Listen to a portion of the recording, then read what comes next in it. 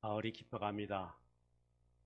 갑자기 날씨가 뚝 떨어지니까 이제 완연한 가을을 느끼게 됩니다. 우리가 살면서 여러 가지 바쁘고 분주하지만 그래도 눈을 들어서 산을 바라볼 수 있다고 한다면 또 하나님의 그 창조 섭리, 그 가운데 역사하시는 하나님의 손길, 우리가 또 이렇게 느끼면서 우리 신앙에 큰 또 유익을 가져오는 귀한 계절, 하나님이 우리에게 허락해 주시는 줄 믿습니다. 하지만 일상생활이 바빠서 이제 마음에 좀 그러한 여유 없이 사시는 분들도 많죠. 사실 우리들의 마음에 큰 문제라든지 또는 근심 걱정거리라든지 있으면은 사실 이 모든 것이 아무 소용이 없습니다.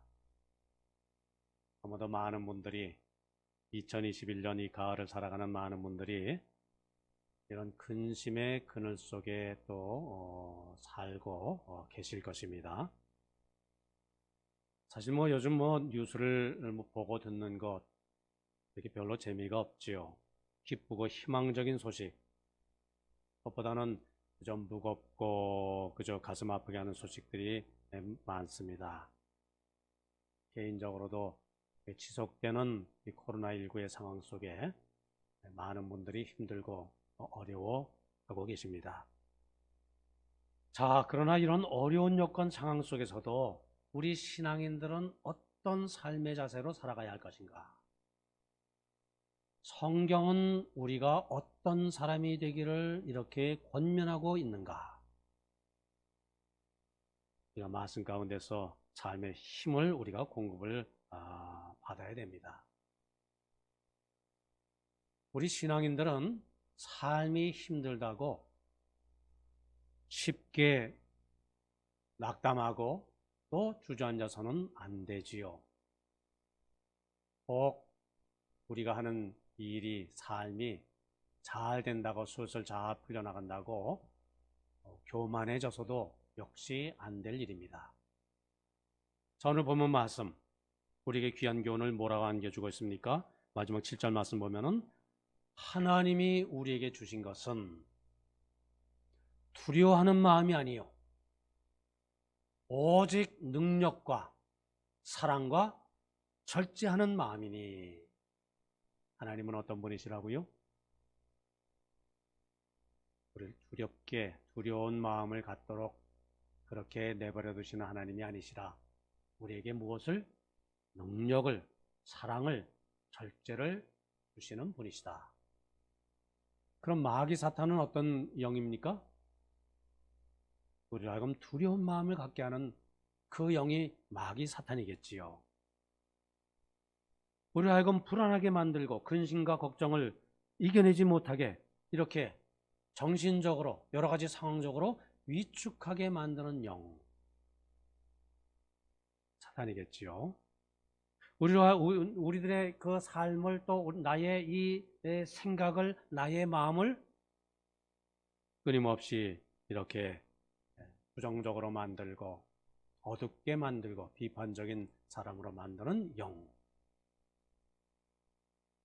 사탄 마귀의 영이겠지요. 성령 뭐라고요? 우리로 하여금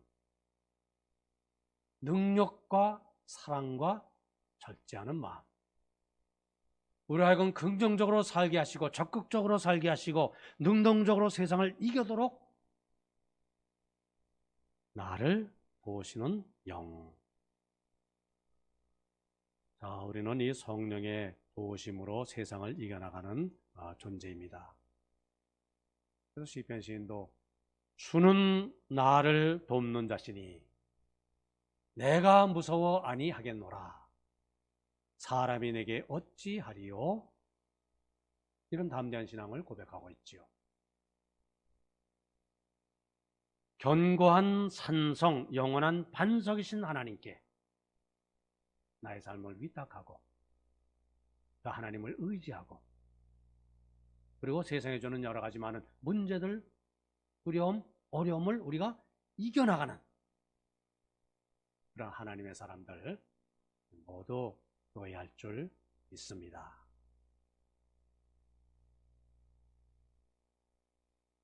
하나님을 의지하는 나에게 제 아무리 악한 영이 나를 시험한다 할지라도 그러나 나를 어떻게 하랴? 나는 끄떡없다.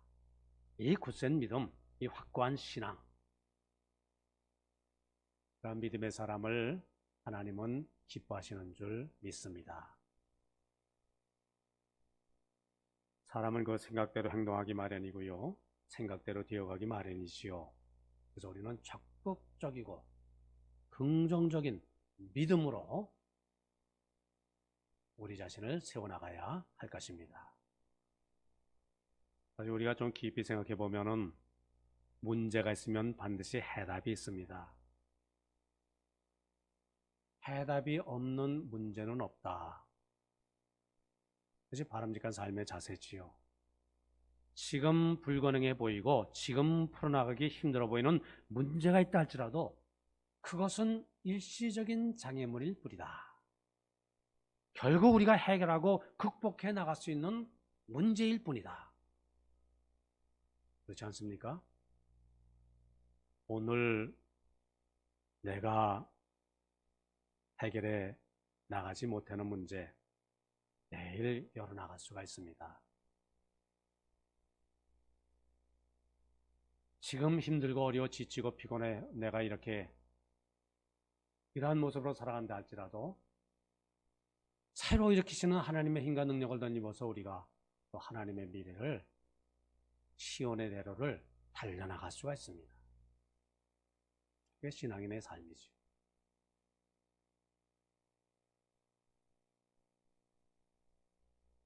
어떤 연세 많으신 어르신이 계셨는데요. 이제 이 가을에 기차를 타고 친구와 함께 단풍놀이를 갑니다. 얼마나 마음이 이렇게 시원하게 열리고 탁 트이는지 모릅니다.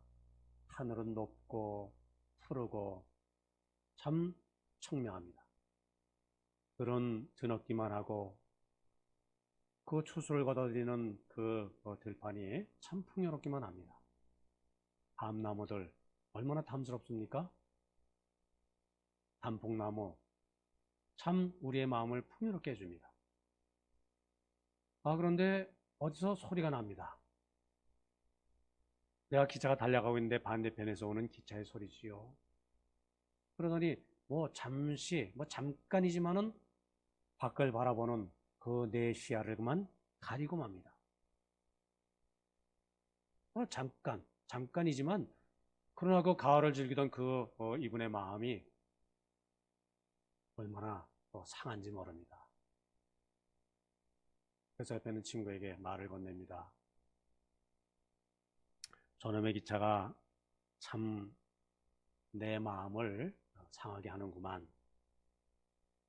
확실히 이 세상이란 행복이나 어떤 아름다움보다는 비극이나 또 추함이 더 진한 것 같아. 그러면서 이제 말을 풀어냅니다. 자기가 어렸을 때 꿈에도 그리던 그 서커스단이 동네 이렇게 왔는데 삼촌이 입장료 그 입장권을 하나 사주셨는데 그날따라 갑자기 배가 아파서 그만 그렇게 바라던 서커스 구경을 내가 못하고 말았다네. 또 내가 고등학교 졸업하고 대학교 진학을 하려고 했는데 갑자기 집안이 어려워져서 난 대학을 포기하고 말았지. 지금 저 기차가 나를 방해한 것처럼 내 인생의 수많은 방해자들이 방해하는 일들이 나를 슬프게 만들었어. 자, 묵묵히 그 얘기를 듣고 있던 친구가 입을 열었다고 하지요. 이것 봐.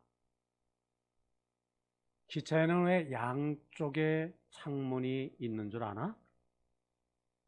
한쪽 시야가 가려지면 이제 반대쪽을 바라보라고 양쪽에 창문이 있는 거야. 그러면 되는 거지. 그렇지 않습니까? 세상에는 창문이 하나만 있는 것 아니지요. 어리석게도 하나의 창문으로만 밖을 내다보려 해서는 안 되지요. 여기서 이런 것, 저기서 되찾을 수 있습니다. 오늘 실패한 것, 내일은 이룰 수가 있습니다.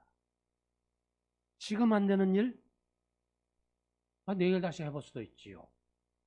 이쪽 창문으로 보이지 않는 것, 저쪽 창문으로는 훤히 더 잘 보일 수가 있지요. 똑같은 인생을 살아가면서도 어떤 태도로 인생을 보느냐, 그에 따라서 사실 행복과 불행이 결정됩니다. 행복과 불행은 밖의 상황, 삶의 여건, 여러 가지 조건, 거기에 있다기보다는 나의 삶의 자세, 태도에 더 큰 비중이 그 안에 있지요. 자, 오늘 본문 말씀 분명히 우리에게 전하고 있지 않습니까? 하나님께서 우리에게 주신 것은 뭐라고요? 두려워하는 마음이 아니요. 뭐라고요? 능력과 사랑과 절제하는 마음. 이 말씀에 근거해서 우리는 성경 속에서 우리가 살아가야 하는 몇 가지 바람직한 신앙의 원칙, 우리가 생각을 해볼 수 있습니다. 첫째는 노아의 원칙. 노아, 긴 설명 필요 없죠, 그죠? 하나님의 말씀대로 방주를 만들었습니다. 몇 년 동안 만들었습니까? 120년 동안. 어디에다 만들었습니까? 산 위에. 노아의 원칙은 하나님의 말씀에 순종하는 삶의 원칙을 말합니다. 노아는 결코 일기예보에 흔들리지 않았습니다. 수근수근거리는 사람들의 말에 귀를 기울이지 않았습니다. 그저 꿋꿋하게 하나님이 말씀하신 대로 그 말씀에 순종해서 그저 자기 일에 전념했을 뿐이지요. 남이 뭐라고 비웃어도, 세상이 맑고 청명해도, 홍수가 내릴 것이다, 안 내릴 것이다, 산을 넘는 큰 홍수가 있을 것이다, 그럴 일이 어떻게 있을 수가 있는가, 그런 일에는 말에는 관심이 없었습니다. 그죠?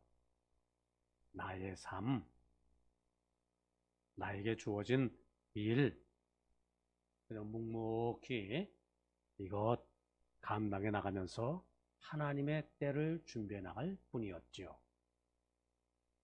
노아의 원칙, 순종의 말씀에 순종하는 삶을 사는 신앙의 태도.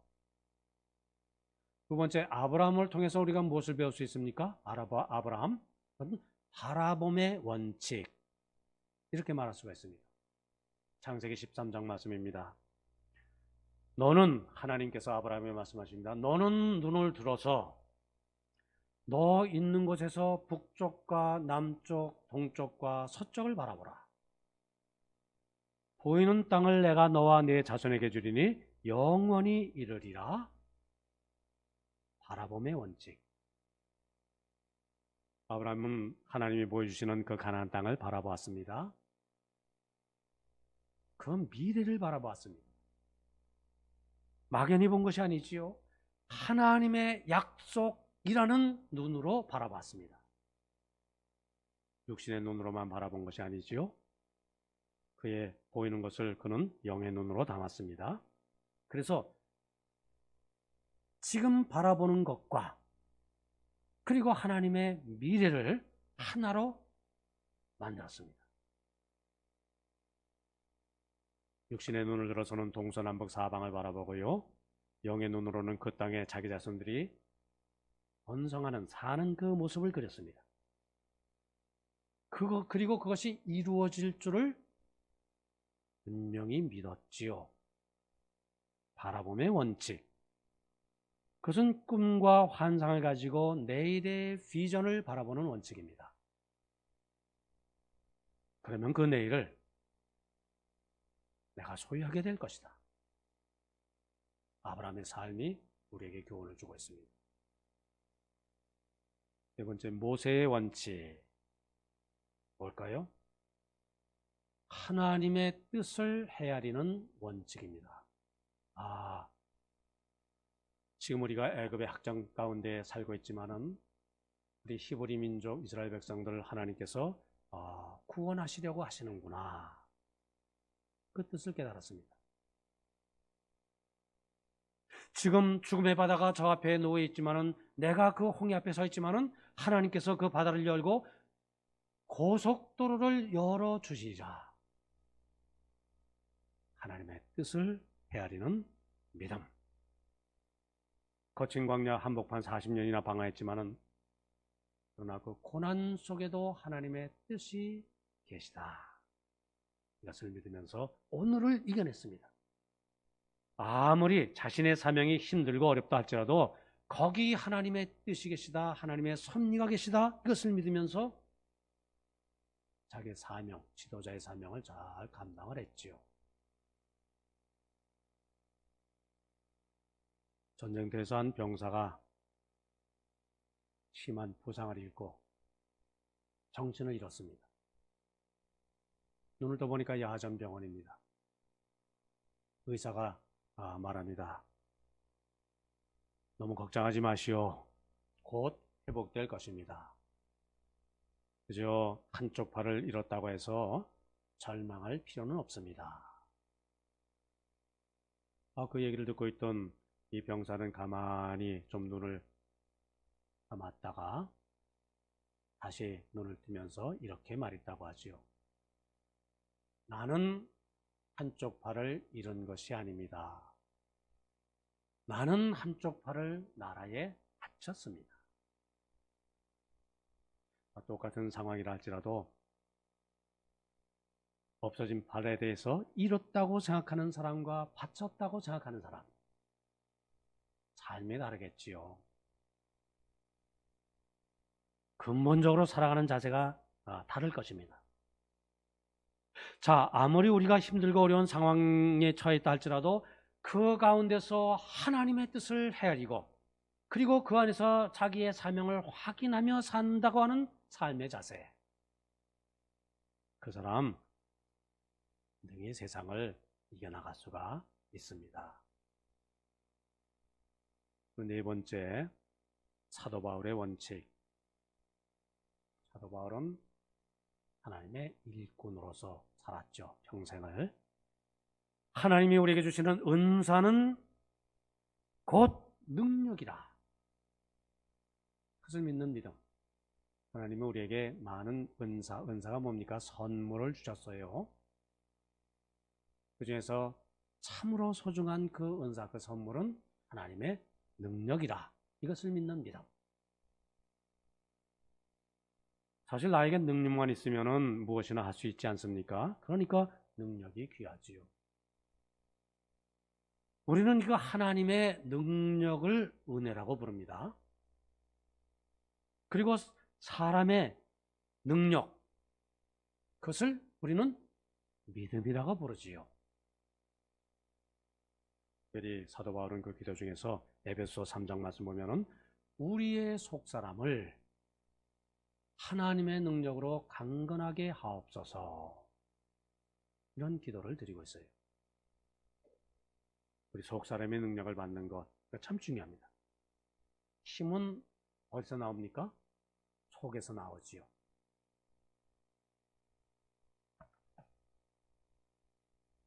하나님이 내 속에서 역사하셔서 내 삶을 일으켜 세우셔서 그 하나님의 주시는 힘과 능력으로 내 삶을 일으켜 세워나간다. 사명을 감당한다. 사도 바울의 삶의 원칙입니다. 어느 신학자는 고양이와 쥐의 관계로 그 능력을 설명합니다. 쥐, 고양이. 쥐가 고양이에게 붙잡히는 것은 힘 때문이죠. 그죠? 쥐의 힘보다 고양이의 힘이 세기 때문에. 그런데 붙잡히기 전에도 쥐는 고양이 앞에서 꼼짝을 못합니다. 왜 그럴까요? 아직 쥐의 힘이 다한 것 아니에요. 쥐의 힘, 도망갈 힘이 남아있어요. 그렇지만 고양이의 그 능력권 안에, 고양이의 힘의 그 영역 안에 들어있기 때문에 고양이의 힘은 발휘를 못하는 거지요. 마찬가지로 하나님의 능력을 소유한 자는 하나님의 능력권 안에 살아가기 때문에 세상을 이겨나갈 수가 있습니다. 하나님은 우리에게 두려운 마음을 주는 분이 아니요 오직 능력과 사랑과 절제 그 힘을 주신다 말씀하고 있죠. 자, 이 하나님의 능력을 받으면 성경 인물들 어떻습니까? 다니엘처럼 사자굴에서도 태어날 수가 있지요. 또 뭐 예수님처럼 풍랑 속에서도 잠을 잘 수가 있습니다. 구약의 요셉, 신약의 베드로처럼 감옥 속에서도 찬송을 부를 수가 있고요. 또 다윗과 엘리야처럼 피난 중인 그 굴 속에서도 하나님의 미래, 자신의 미래, 민족의 미래 그것을 꿈꿀 수가 있습니다. 스데반처럼 돌에 맞으면서도 그 얼굴 천사같이 밝을 수가 있고요. 모세처럼 절망의 그 홍해를 마주대하면서도 말씀드린 것처럼 그 앞에서 고속도로를 보고 그리고 바위 속에서도 흘러넘치는 그 생수를 알아볼 수가 있는 것이지요. 자, 성령 충만이 뭐라고요? 성령 충만. 다른 말로 하면은 하나님의 능력의 충만. 또 다른 말로 한다면은 하나님이 주시는 마음으로 내 자신을 가득 채우는 것. 하나님이 주시는 마음이 뭐라고요? 두려워하는 마음이 아니요 능력과 사랑과 절제하는 마음이니. 자, 이 능력을 받는 것은 저절로 되는 것 아니지요. 어느 날 우연히 갑자기 임하는 것 아닙니다. 물론 하나님께서 선물로 우리에게 주시는 겁니다만은 우리는 그 선물을 받을 준비를 해야 됩니다. 아무리 하늘에서 단비가 내려도 그릇이 엎어져 있으면 한 방울 물 담을 수 없습니다. 위를 향해서 열려줘야지요. 그리고 정결해야지요. 그러면 그 신앙의 결단, 노력, 우리 어떤 자세를 갖춰야 됩니까? 영적 노력. 성경 말씀 보면은 그것은 어디서 오는가? 기도에서 오지요. 기도는 왜? 하나님의 음성을 듣는 일이기 때문에. 말씀에서 오지요. 그죠? 말씀이 우리를 깨우쳐 주시기 때문에. 그리고 성도의 교제 속에서 옵니다. 서로 기도를 나누고 삶을 나누고 생활을 나누는 그 속에서. 이런 세상 상황이 어렵다 할지라도 이 영적 훈련은 우리가 소홀히 할 수 없습니다. 게으리 할 수 없습니다. 기도, 말씀, 성도의 교제. 이것을 통해서 우리가 능력을 받고요. 하나님 주신 마음으로 세상을 이겨나가는 우리 모두가 되어야 할 것입니다. 우리 과학의 역사에 보면은 파라데이라는 분이 있어요. 사실 우리가 이분의 역할만큼 이분을 잘 알지를 못해요.